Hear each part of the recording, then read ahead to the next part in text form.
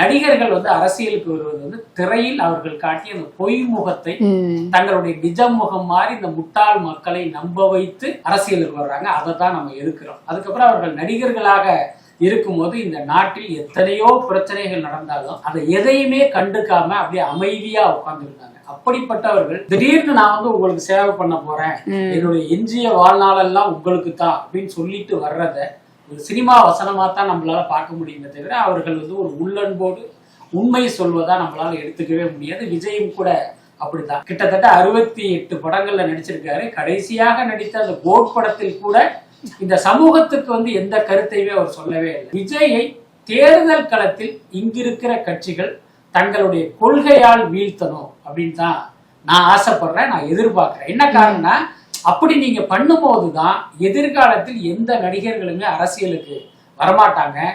மக்களுக்கும் இது